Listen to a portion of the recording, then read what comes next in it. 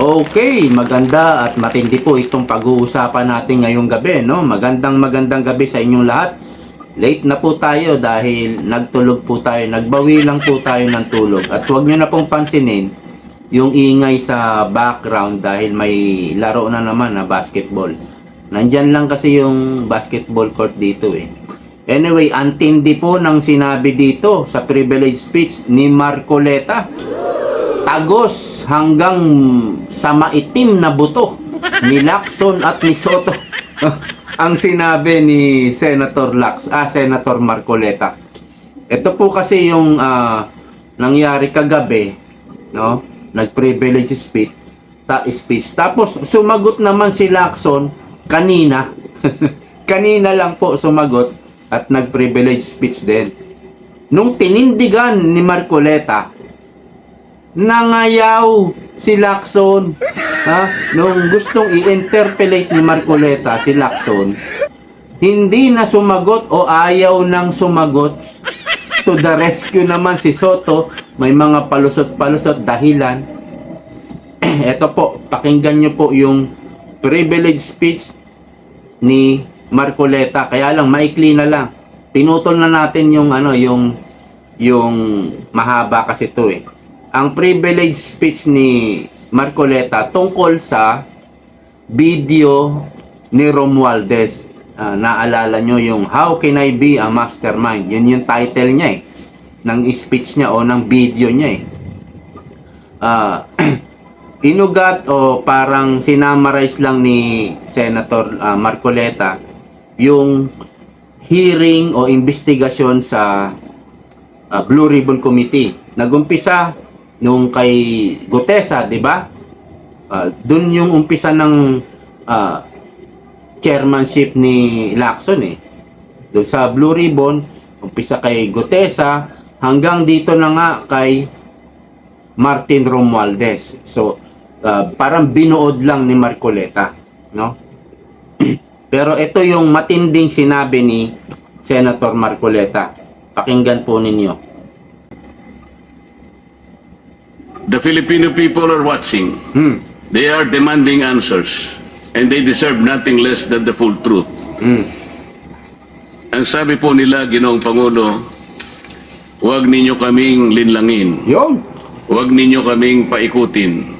Ang katahimikan at pagbulag-bulagan ay hindi kawalang kaalaman. Bagkus ito'y pakikiisa sa katiwalian. Yun. Kapag pikit mata o tikom bibig ninyong hinayaang mag-ugat at mamayagpag ang anomalya, hindi po iyon inosenteng pagkukulang. Kabilang na kayo sa sistemang nagbibigay daan sa paglaganap nito. Mr. President, this representation calls for a relentless pursuit of truth, wherever the evidence leads, whoever it implicates, and whatever the consequences may be. Because in the end, the integrity of this institution and the future of our nation depend on it. Maraming salamat po, Ginoong Pangulo. Ayos. So, ulitin lang natin yung sinabi ni Marcoleta, no? Huwag ninyo kaming linlangin. Ito'y patama kay Lacson at Soto. Huwag ninyo kaming paikutin. Ang katahimikan at pagbulag-bulagan ay hindi kawalan ng kaalaman. Bagkus ito'y pakikiisa sa katiwalian. O yan yung ginagawa ni Soto at ni Lacson. O dahil tinigil nila investigasyon, ayaw na nila, tapos may mga takipan-takipan. O ito yung sinasabi. Bagkus ito'y pakikiisa sa katiwalian. Nakikiisa kayo sa katiwalian.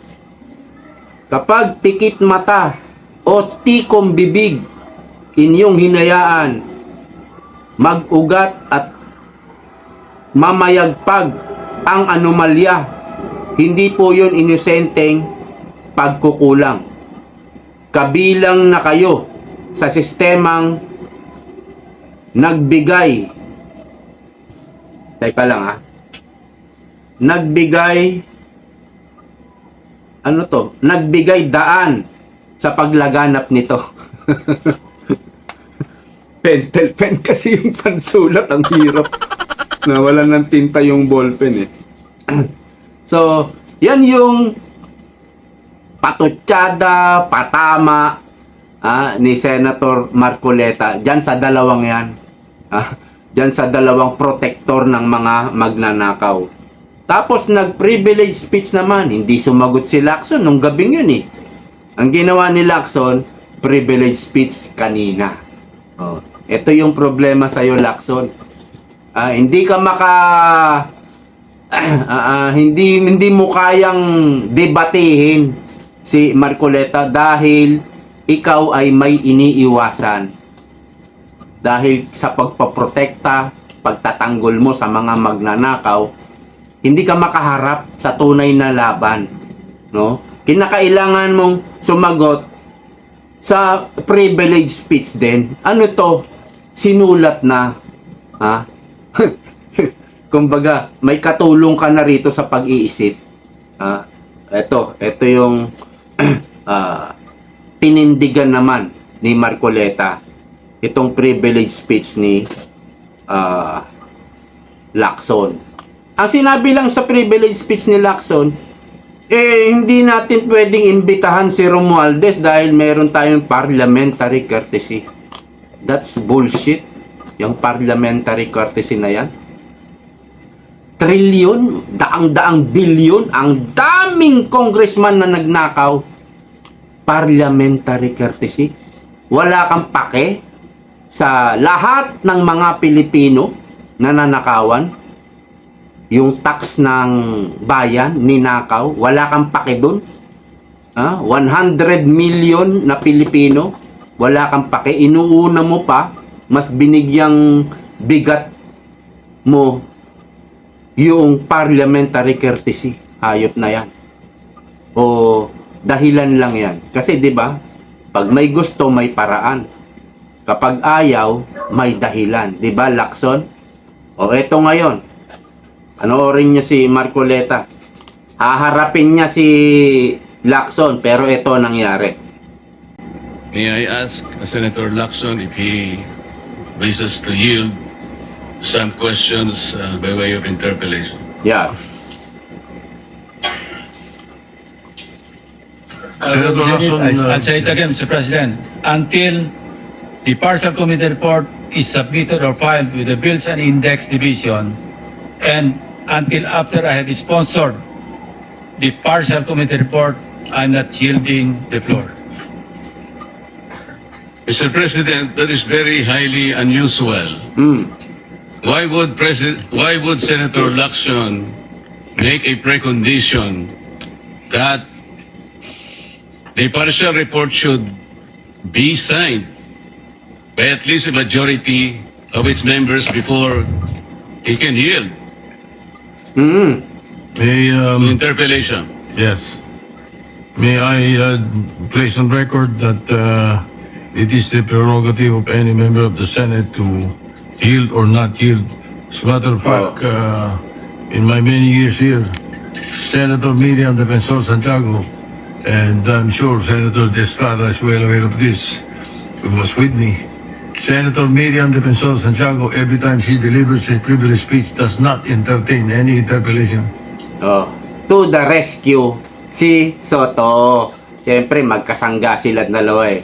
Magkasangga sila sa pagtatanggol sa mga magnanakaw eh. Kaya, kinulungan ni Soto. Pero, alam ko, nag-usap na yan. Bago pa humarap dyan. Nag-usap na yan, dalawa na yan. Huwag kang sasagot. O, kung ayaw mo samagot, eto, may dahilan tayo. Nag-usap na yan, di ba? So, eto pong nangyari, kung kaya ayaw sumagot ni si Lacson, nagbigay siya ng condition tungkol sa kanyang partial report. Wala nga gustong pumirma, 6 lang sila. 6 lang silang pumirma, kailangan niya ng siyam, at least majority.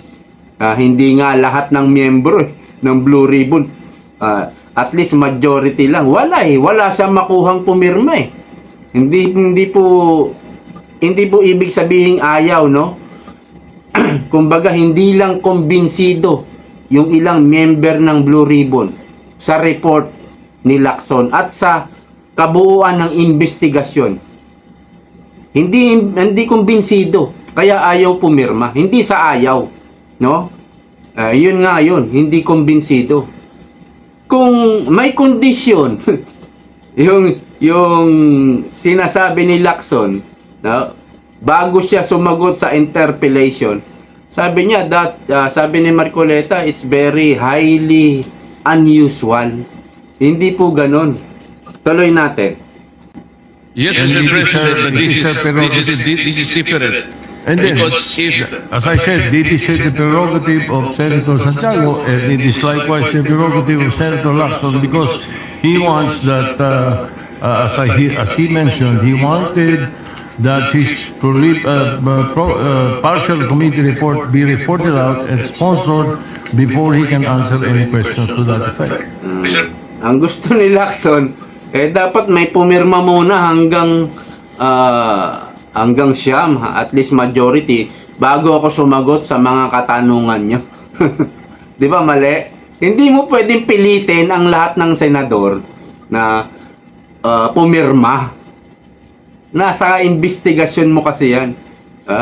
Hindi kasi sila kumbinsido sa investigasyon mo. Marami kang mga pinagtatakpan o kayo ni Soto. Mr. President, if Senator Lacson would just say that he doesn't want to be interpellated, that will be okay with me. But he should not make a precondition that Yun. his unwillingness is conditioned upon whether or not the partial report should be signed by the majority. This is very unusual, Mr. President. Yes, we respect your opinion. Eh, Yun lang. Salamat po, Ginoong Pangulo. We respect your Ano opinion. una, To the rescue si Soto. Ang tindi nung sinabi ni Marcoleta, Ulitin nga natin, Huwag nyo kaming linlangin. Huwag nyo kaming paikutin. Ang katahimikan at pagbulag-bulagan mo, Soto, Lacson, ay hindi kawalan ng kaalaman. O hindi naman sa sinasabing wala kayong kaalaman. Bagkus, ito'y pakikiisa sa katiwalian. I'm sure tagos sa buto ni Soto at ni Lacson yan. Kaya lang, alam mo mga damonyo, makakapal na eh. Tignan mo sa Kongreso, Ano sabi ni Meow Meow? May sinabi si Meow Meow eh. Itong mga congressman na to, nag-o-opening prayer pa sa kamara, Mga demonyo naman at mga kawatan. O magnanakaw, Mga demonyo naman at mga magnanakaw. Doon nga rin ako napapaisip eh. Paano pa nagagawa nito magdasal, Mga magnanakaw sa mga congressman na yan. Kaya tinira ni Meow Meow eh. Opening prayer pa Mga demonyo naman, mga kawatan magnanakaw.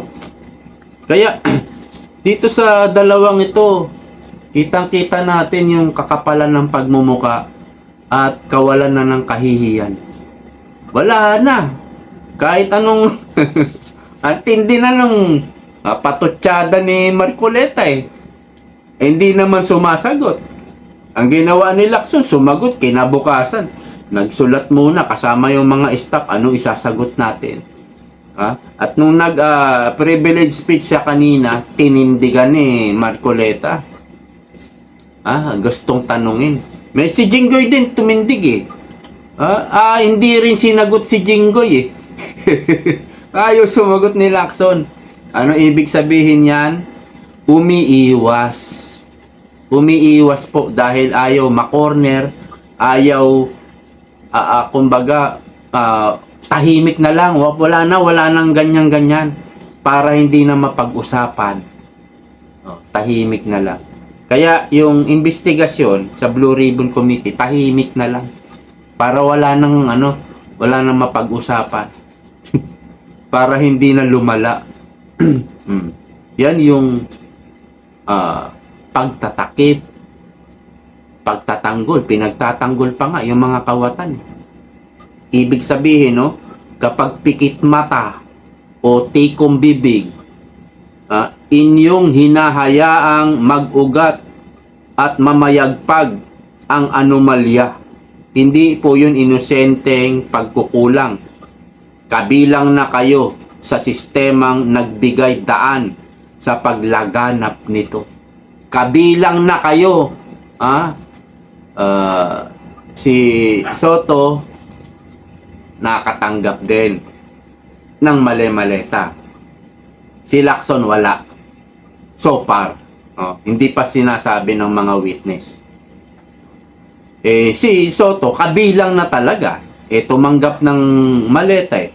Si Lacson hindi pa. Ngunit, kabilang na rin kayo dahil pikit mata ka nga, Lacson, at tikong bibig ka. Kaya kabilang ka na rin. Ganun po yun. Lalo na kung ipagtatanggol mo pa yung mga magnanakaw. Ang iisipin talaga, nadeliveran ka rin ng maleta. At ayaw mong imbestigahan kasi kasama ka rin siguro dyan sa nakawan sa flood control.